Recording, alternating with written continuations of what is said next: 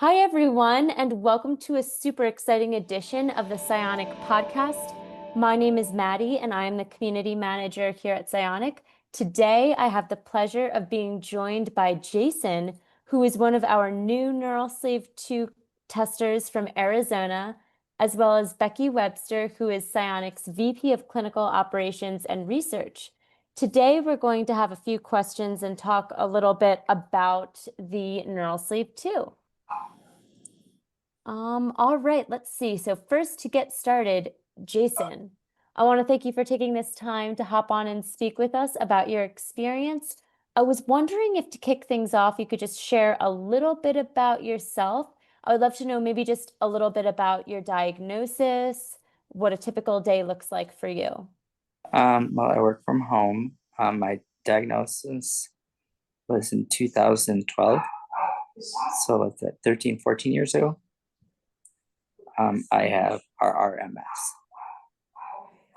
and I live in Arizona.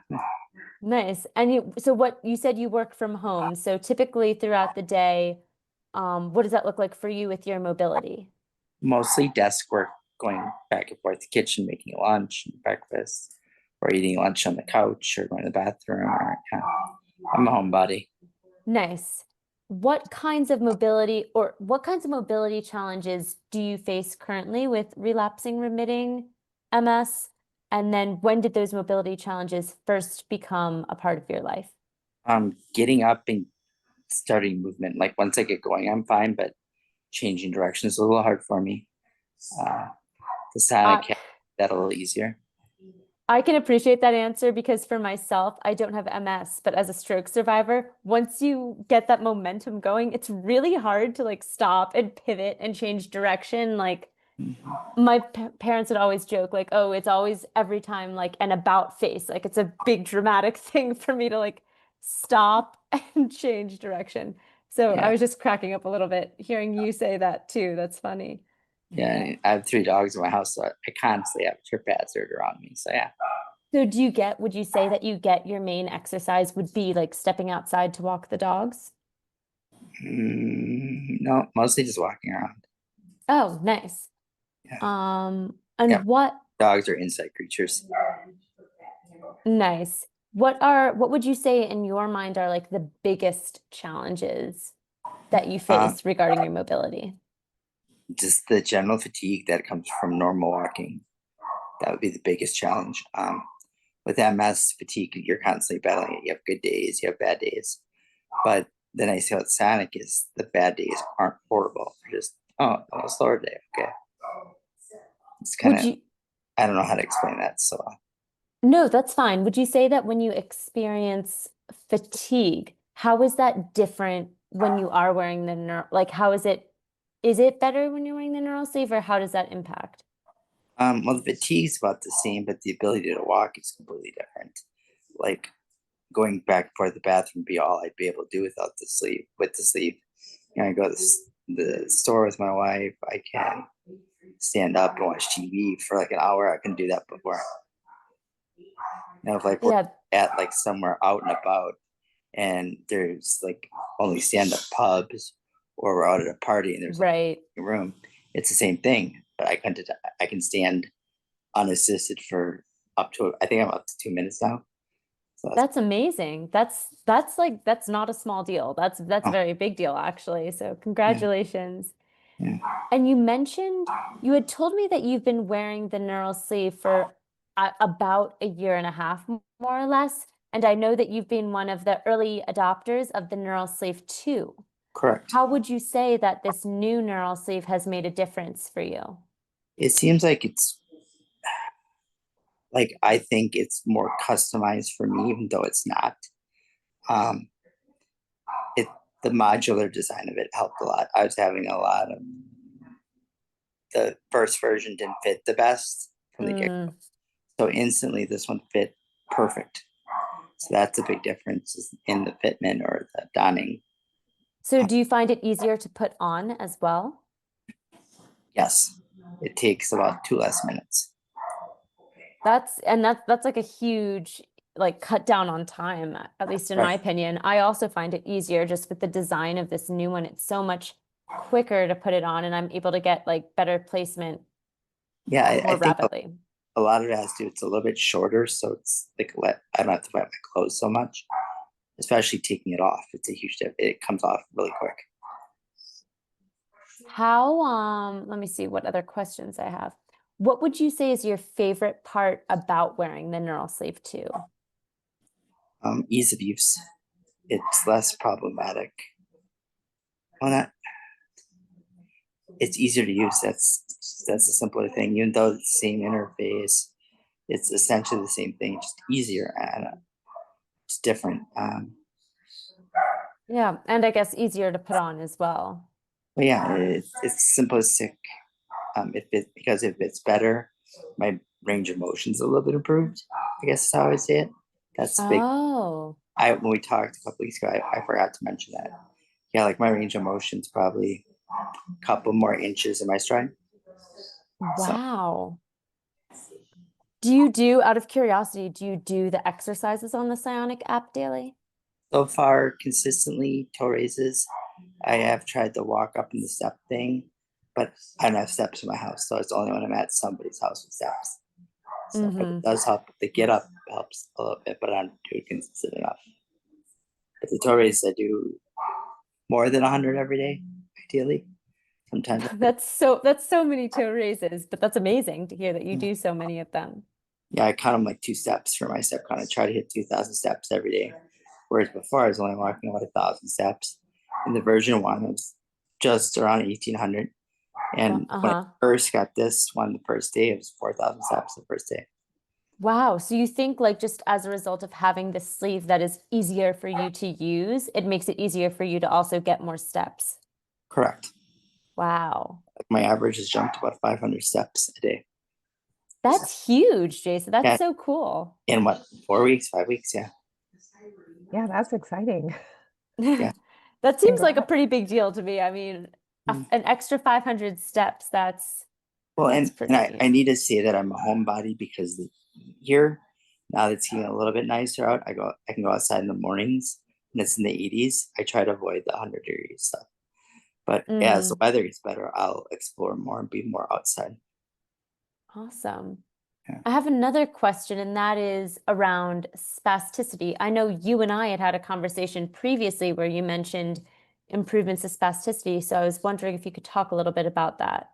Yeah, when I first became part of this spasticity study, I was doing the spasticity in the morning, the stimulus of it. And now I started doing it at night. I stopped. Well, yeah, I rarely wake up with like cramps anymore. Which for Wow. that's what spasticity is, like cramps, is tossing and turning. I pretty much lay in one position all night. I maybe get up 3, maybe 4 times, whereas every hour before. So it was, Oh, really? You find yeah, you're getting up less it in the was night? at Adam's suggestion to try doing my night, see what helped, and I forgot to tell Adam. So Wow. Yeah, But that's that's amazing. Sleep is so important. correct, and Yeah. it's your best medicine between sleep and movement. For Yeah. having sleep, like since I got the new sleep, that was the other thing. I'm sleeping better. My wife sleeps better because I'm sleeping better, so that makes me happy. This is kind of a random aside, Jason, but I have like pretty bad sleeping issues too. So I need you to tell me all your tips and tricks for how to get a good night's sleep and not wake up a million times. Yeah, well, no, I still wake up a lot, but I don't have to get out of the bed anymore. So yeah, Wow. Wait, yeah, that's really amazing. yeah. I mean, other than with MS, you're gonna have an occasional bad day, but those are fewer since I got the new one. So I Wow. just want to, so before you were waking up and having to get out of bed because of the spasms, muscle Yeah, spasms? cramps, and the only thing that would get rid of it or get to stop would be standing up. Yeah. Oh, That maybe twice since I got the new sleeve that I oh, had it, that's great. Wow. and that's more that has nothing to do with the sleeve. The couple times I had to get up, I had a foot cramp, and the sleeve's not gonna help with that. So Yeah. That is a good segue, actually, a question for you, Becky. I Yeah. was wondering if you could just talk to us a little bit more about the home trial that Jason participated in and what were maybe some of the biggest findings that you found from that. Yeah, absolutely. And Jason, thanks for participating in that trial. It was really good.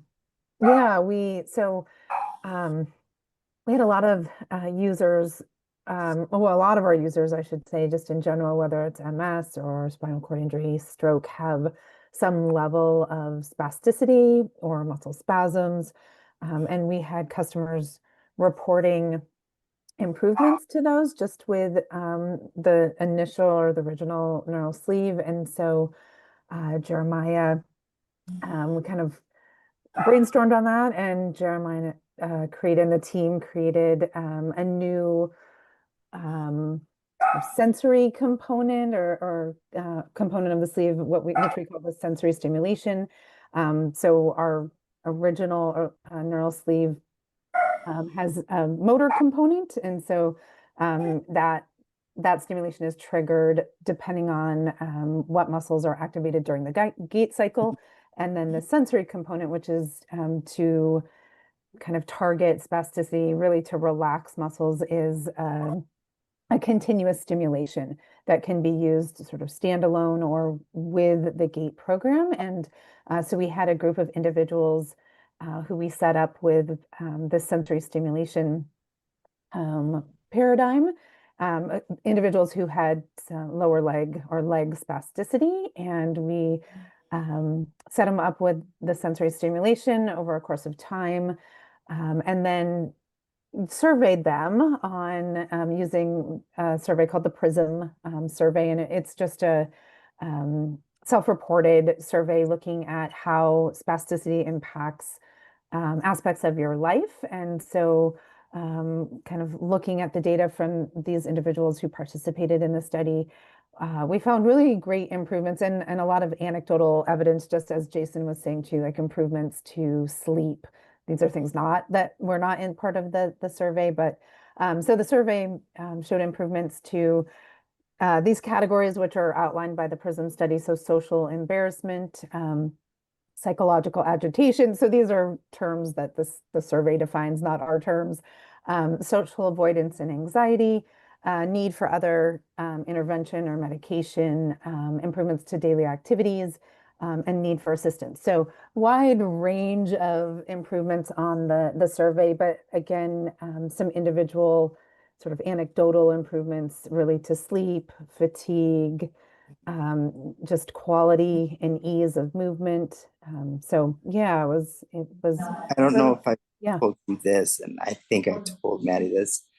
So what I will do if I'm having a really rough day and spasticity is very bad, a tip that I figured out is I'll turn it up like a tens unit till it almost hurts, and it makes a huge difference. Like me, 3 4 minutes. That's all. Yeah. And the stimulation is very similar to a TENS, and there's research to support the use of sensory stimulation to improve spasticity, has come out of other research labs as well. So that sort of sensory stimulation feeds So back through the spinal cord and helps to relax the muscles. this sensory stimulus sonic use would be considered EMS or no? Um, so EMS is more to target muscle contraction. So this is more would be more similar to a TENS like Yes, stimulation. So a higher frequency stimulation than what we use for the motor stimulation. gotcha. Yeah.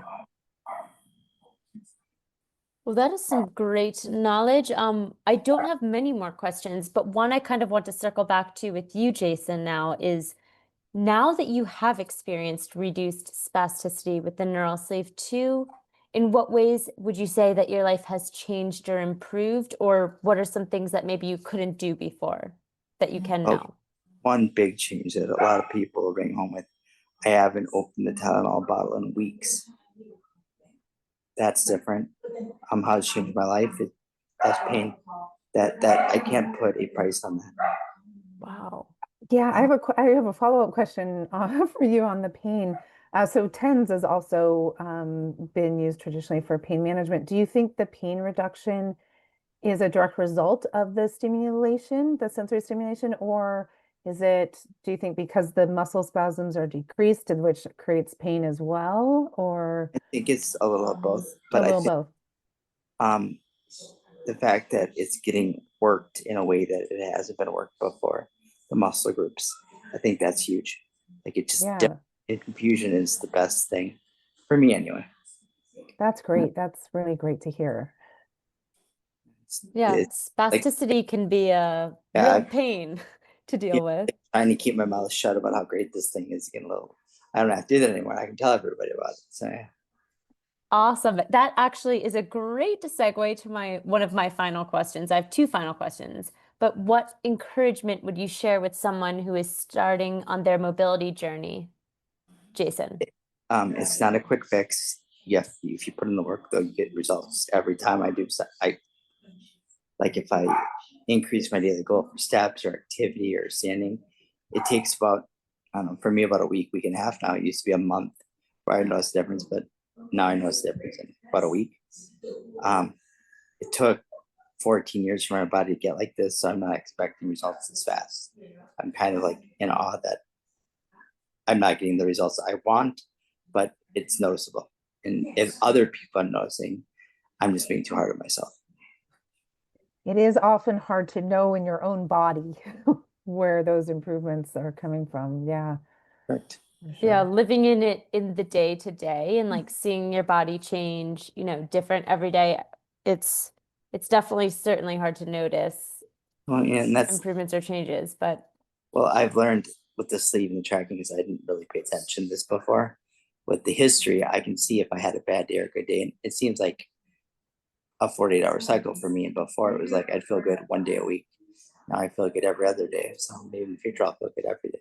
Don't know yet. so would you say that there's maybe been an effect too as well on like your mood, Oh, definitely. Yeah. elevated mood when you wear the sleeve? Because That's an interesting one. I'm not putting all my energy into not hurting. I'm not putting all my energy in movement. Now the movement's less stressful, easier, and less painful. So it's better. Wow. Yeah. That's awesome. Thank you, Jason. Very last question for you. Go ahead. Just out of curiosity, I want to know what keeps you motivated and inspired to keep moving forward. You're talking a lot about there's no quick fix. We don't have like a quick solution when we deal with MS or stroke or any type of condition that impacts our mobility. Every day is different and it all adds up and accumulates over time and translates into progress. So what keeps you motivated to keep moving forward? Progress that I'm getting better. It's not instant results. Like the result, like if I look back at a month, like I couldn't do this last month. I remember last time I stood without the sleeve for an extended period of time, I was down for 3 days. Now if I stand for the same hour, I'm down for maybe the next morning. So that motivates me a lot. Not being more independent definitely does, although I haven't been as independent as I thought I would be yet. Yet, I love that you said that because it's true. Yet, It's it's a it's a big journey, word. Well, right? yeah, it's yet's a big word. Yeah. And I'm personally so inspired, like hearing you talk about how you added like 500 more steps and your Mhm. spasticities down. It's like making me like really hyped up. Like this is so amazing, so But yeah, cool. I'm probably not a typical user. I know there's only about half of us that wear it all day. Some people only wear it to exercise. Some people only wear it for the hard days. You get better results if you wear it every day. That's bar none. That's certainly true, right, Becky? Yeah, I mean, that is true. Everyone wears it differently, but yes, to get, the benefits to relearn or regain movement, you have to have repetition. And Mhm. that repetition over time is what makes those changes. So Yeah, like it's just as far as like the step count, like the little step counter, it holds me accountable. All of a sudden, I'm like, oh, I only have 2,000 steps today. I need to walk more. That's huge. Yeah, I I agree. I think that's never quite motivating. thought before. I would look at my iPhone and say, "Oh, you walked 3 miles today." I'm like, "Oh, I feel like I walked 3 miles today." But, yeah. and I think it's important what you're saying is breaking these goals into small pieces, sort of Yeah. manageable Hmm.